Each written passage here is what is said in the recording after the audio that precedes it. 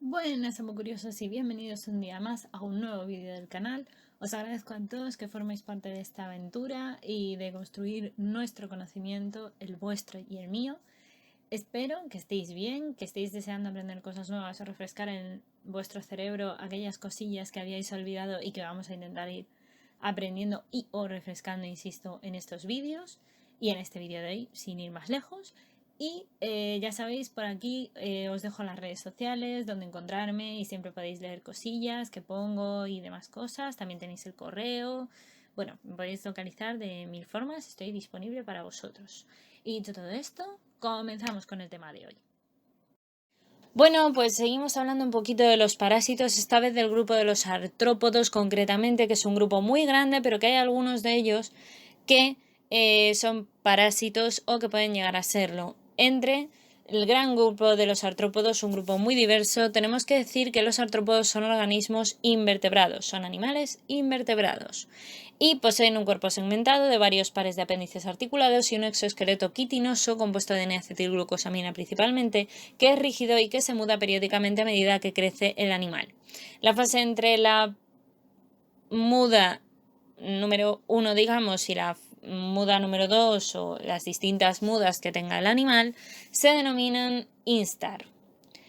Y presentan además estos organismos, estos artrópodos invertebrados, simetría bilateral, cefalización y un sistema nervioso con órganos sensoriales como los ojos o las antenas, además de un sistema circulatorio abierto que tiene un hemocele, de lo cual ya hablaremos en zoología o lo podréis ver en los vídeos de zoología mejor, y el aparato digestivo y un aparato también excretor con tubos de Malpighi, que también ya los veremos, y el sistema respiratorio con branquias, tráqueas, espiráculos y otras estructuras similares, además de ser organismos dioicos, es decir, que tienen los sexos separados. El desarrollo biológico de este tipo de animales es que el proceso de transformación por el cual se realiza el desarrollo desde el huevo hasta el adulto se denomina metamorfosis, y podemos diferenciar así a los artrópodos en tres grupos principalmente: ametábolos, aquellos que no tienen metamorfosis; hemimetábolos, aquellos que tienen una metamorfosis incompleta; y homometábolos, aquellos que tienen una metamorfosis completa, es decir, que tienen huevo, larva o linfa, la fase de pupa, que es cuando están justo introducidos en lo que sería también denominado como capullo, a lo mejor lo habéis oído con este término, y adulto, cuando ya se han desarrollado definitivamente y ya son maduros sexualmente. El papel sanitario de los insectos implica que valoremos que algunos de ellos son patógenos directos, como es el caso de los ácaros, en el caso de la sarna o producción de algunas parálisis, y también en algunos insectos por la miasis, que ya las veremos ahora después. Transmisores también activos de las enfermedades pueden ser en este caso los artrópodos, porque pueden ser hospedadores intermediarios, como ocurría con los microcrustáceos copépodos, y también pueden ser vectores, por ejemplo, como son el caso de muchos insectos o algunos ácaros. También pueden ser transmisores mecánicos, como algunos insectos, como es el caso de la mosca. También encontramos que la clasificación de todo el filum Artrópoda, que es muy grande y muy extensa, porque ya os digo que es un filo absolutamente diverso, va a destacar sobre todo por las distintas clases. Entre ellas está la clase crustácea, la clase miriápoda, la clase arácnida y la clase insecta. Bien, en la clase crustácea vamos a encontrar el orden Decápoda, que son los decápodos, langostinos y cangrejos, por ejemplo, de hospedadores intermediarios, como ya vimos en el Paragonimus, o del orden Copépoda o copépodos, como ya vimos con el Cyclops o con Diaptomus. En el caso de la clase miriápoda vamos a encontrar que tiene dos subclases bastante importantes. La primera es la subclase Chilópoda, de los 100 pies, o la subclase Diplópoda, que es la que alberga a los 1000 pies. También tenemos la clase arácnida, destacando sobre todo por los escorpiones, las arañas y los ácaros, donde se incluyen también a las garrapatas, que ya hemos mencionado algunas que pueden infectar en ciclos evidentemente de algunos parásitos, como ya hemos visto en vídeos previos, y la clase Insecta, que tiene el orden Anophlura, que es donde se encuentran los piojos, que ya vamos a comentar posteriormente. El orden es Siphonaptera, donde están las pulgas, de las cuales también creo que ya hemos mencionado algo. El orden Hemiptera, donde se encuentran las chinches. Y el orden Diptera, donde están las moscas, mosquitos y tábanos, que como ya hemos mencionado previamente en muchos ciclos, aparecen como esos vectores y o hospedadores intermediarios dependiendo de cada ciclo y de cada parásito. Los insectos, a diferencia de los ácaros, son muy importantes para mencionar dentro de los artrópodos como pequeñas diferencias que podemos ver en cada uno de ellos y que nos pueden ayudar a diferenciarlos, porque muchas veces se confunden entre sí. Una de las cosas que tenemos que diferenciar muy importantes es que los artrópodos insectos tienen de número de patas 6, es decir, tienen 3 pares, ¿vale? 6 patas en total, 3 pares. Cada una a un lado para tener equilibrio, evidentemente. El número de antenas de los artrópodos es una a cada lado, es decir, que tienen 2 en total y por tanto un único par. Las partes del cuerpo normalmente de un insecto se dividen en 3 partes principalmente, que son la cabeza, el tórax y el abdomen. Esto es el ejemplo de piojos, chinches, pulgas, tábanos, mosquitos, moscas, etc. Bueno, las hormigas, por ejemplo, o sea, un montón de animales. Y, por supuesto, de artrópodos. Y luego tendríamos a los ácaros, que tienen por su parte número de patas totales, 8, lo que significa que tienen 4 pares. Números de antenas, ninguno, porque no presentan. Las partes del cuerpo suelen ser 2, cefalotórax y abdomen.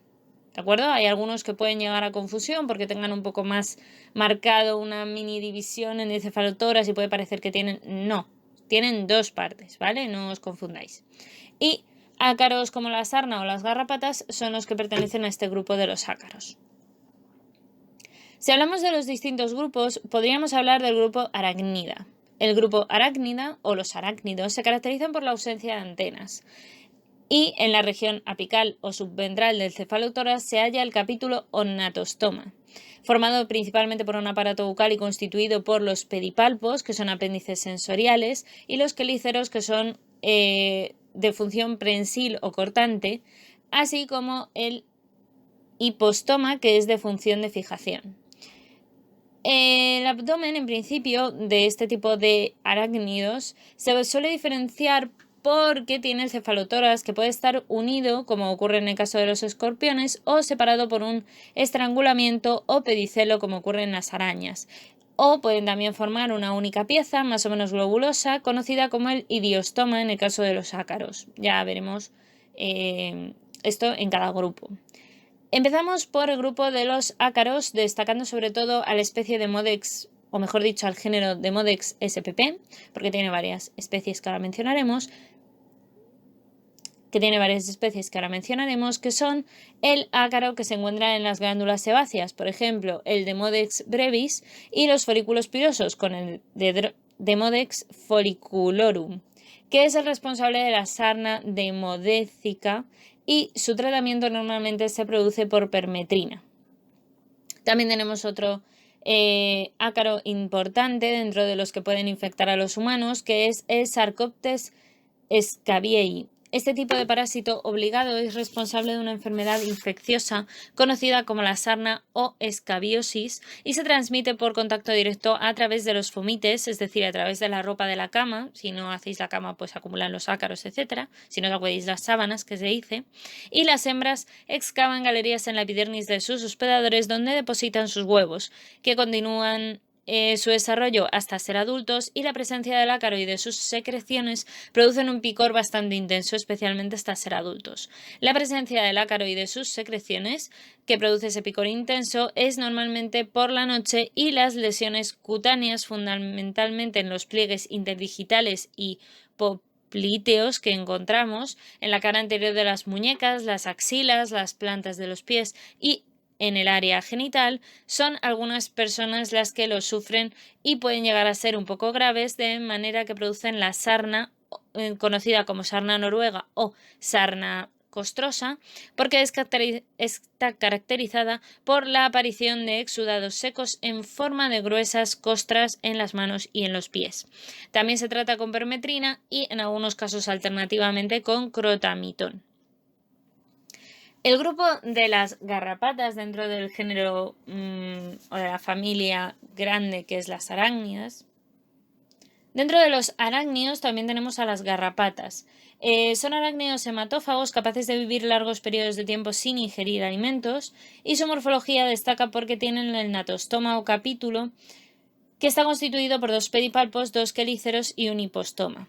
Más desarrollado en el género Ixodes principalmente, pero es el idiostoma el que forma la mayor parte del cuerpo, del que solo sobresalen las piezas del natostoma y los 4 pares de patas.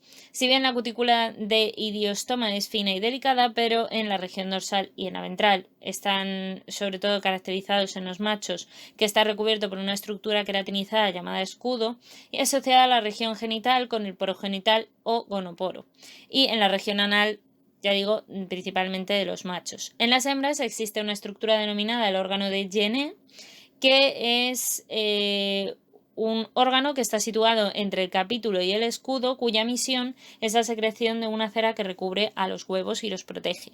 Además de ser vectores, las garrapatas pueden producir enfermedades en el hospedador, donde actúan como ectoparásitos normalmente, que pueden llegar a producir parálisis, complicaciones neurotóxicas, fiebre, pérdida del habla y pérdida del habla, dificultad de caminar o respirar e incluso llegar a producir la muerte. No es lo más normal, pero puede ocurrir. La familia Argasidae de las garrapatas destaca principalmente porque son garrapatas blandas. Los géneros Argas y Ornitóforos son los más destacados porque su agente transmisible, en el caso de las Argas no se conoce, pero en el caso de los ornitódoros sí que aparece el género Borrelia, o el agente transmisible es la Borrelia hispánica, que produce una enfermedad que es una fiebre recurrente, endémica y característica. En la familia del Ixodidae, las garrapatas ya más conocidas como garrapatas duras, presentan distintos géneros. El género Ixodes, que tiene Borrelia burgdorferi, que produce la enfermedad de Lyme, la Babesia microti, que producía la Babesia microti, que produce babesiosis, el género Dermacentor, que produce a la Rickettsia rickettsii como agente transmitible, y la Francisella tularensis, que hablamos ya de ellas porque la Rickettsia rickettsii produce la fiebre manchada de las montañas rocosas y la Francisella tularensis es la que produce la tularemia. El género Dermacentor y Amblioma producen el agente transmisible de la Ehrlichia y va a producir la ehrlichiosis. Asimismo, también tenemos al género Hyaloma, que va a dar el virus de la fiebre de Crimea del Congo, y el Rhipicephalus, como género de la familia Ixodidae de las garrapatas duras, va a producir el agente transmisible de la Rickettsia conori, que produce la fiebre botonosa del Mediterráneo.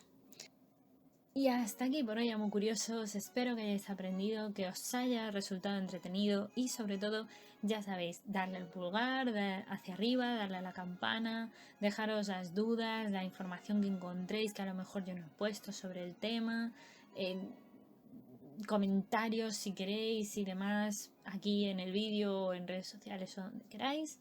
Y nada, pues simplemente espero que esta pieza de Lego os haya ayudado a construir un poquito más vuestro conocimiento y ya sabéis, nos leemos por redes sociales, nos vemos en el próximo vídeo, muchas gracias, ya sabéis que podéis compartir vuestro conocimiento siempre con todo el mundo y nada, que la ciencia y la fuerza os acompañe.